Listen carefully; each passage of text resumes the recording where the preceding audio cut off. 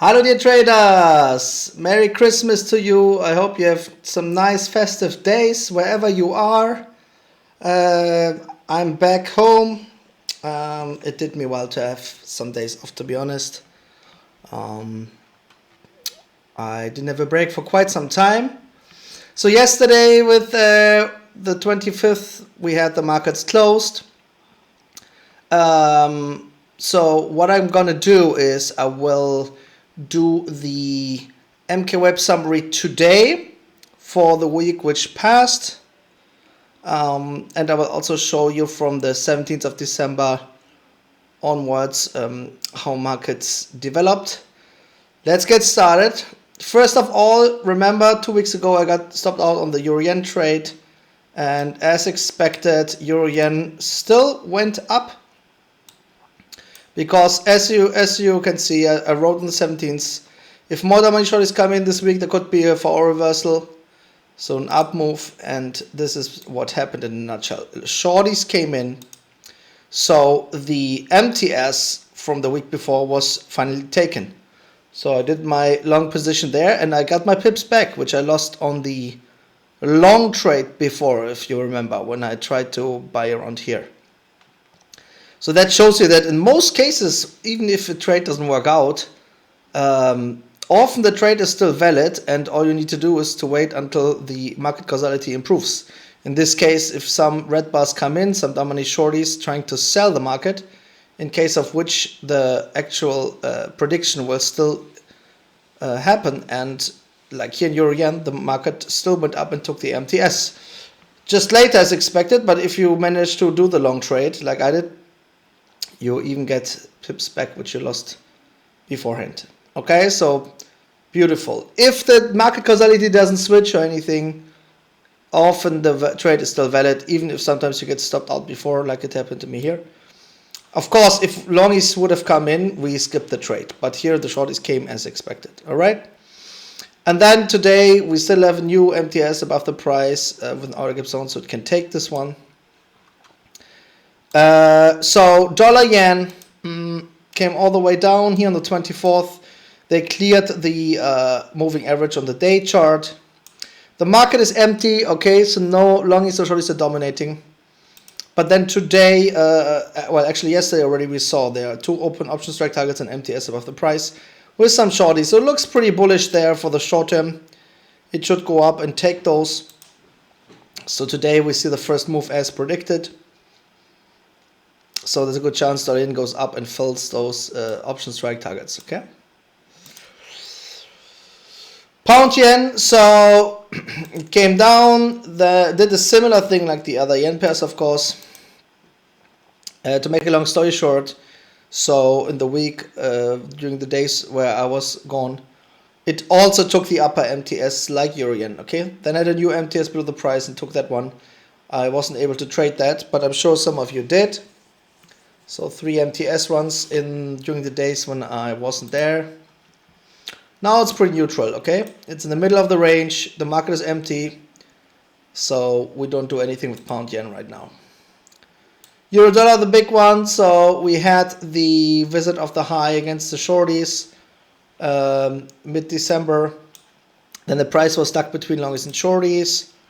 And to make a long story short, some shorties came in and the market retested the high. As simple as that. Not much to talk about there.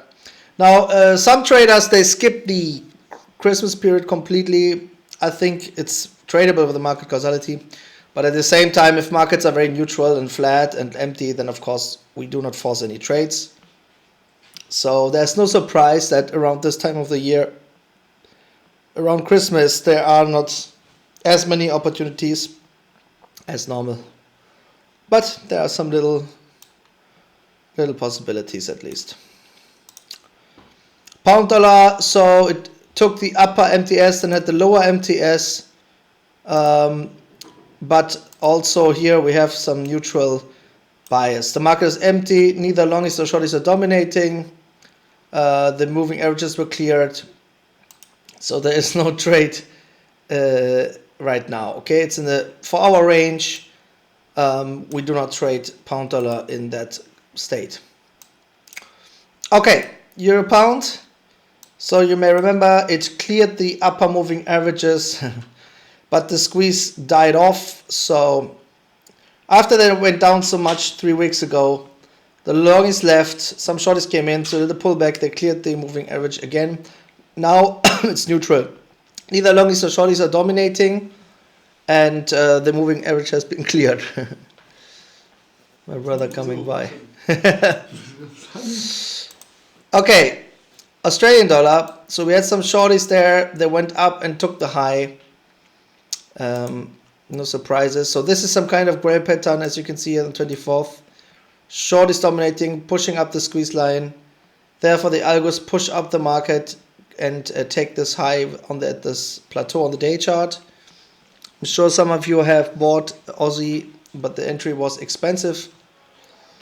So yeah, now we wait what will happen. Nothing interesting right now there. On the shorter time frame, we see that they filled the option strike target, but the target was pretty close. So now we have a new one. Probably they will fill this one as well eventually. So you can see how the markets like here Kiwi, they're pretty low bias now, okay? Especially after the moves from before. Here Kiwi the same, also some kind of gray pattern. Alright, dollar cut. So you remember it came down so much, and to make a long story short, it just continued the down move. Here on the 24th you see a reversed gray pattern. Long is buying a squeeze. So even though the market came down so much, they continued to go down. And of course, now we do not want to enter anymore. We allow it to normalize because you don't want to sell at those kind of price levels. So not interesting. Euro Aussie, so also longies came in and then the algos went down. They cleared those 1, 2, 3, 4 lows on the day chart against the longies. But remember, these are not massive longies, okay? You see on the scale, and here it's just a few. So if you were able to sell into the market last week, well done.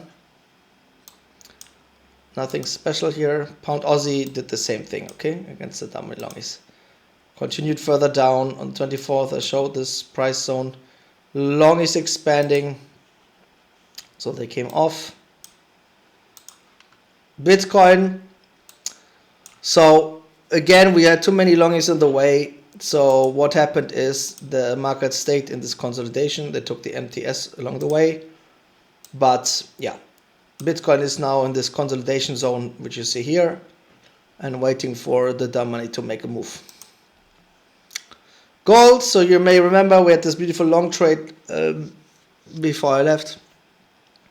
They took the MTS as predicted. Then at the lower MTS, but gold is pretty neutral now. We see we still have this gap. It did this high, but the market is empty. Nothing to do there now. Same with silver, basically. Silver has some MTS below the price, but nothing super interesting here. There you see, there are some MTS below the price. So if some longies come in, maybe a short trade could happen there at some point. Alright, so to make a long story short, we are in the festive period. Euro yen did this beautiful move as expected, so that was beautiful. The other markets pretty neutral, some of them pretty overstretched. So now with the markets being empty and neutral, we wait for proper dumb money positions coming in. We do not trade on low bias days. So you either can take off the last few days of the year and wait until the 2nd, 3rd Jan to start trading again. That's what most people will probably do. And remember, it's very important also, that's something I should really also do more myself, to at least take some time off the markets, to come with fresh ideas, with a fresh mind, new energy.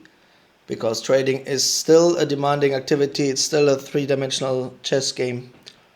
And even though in my case, a lot of things are in my routine, as you can see. Well, that's the analysis, the predictions, the trades and all that.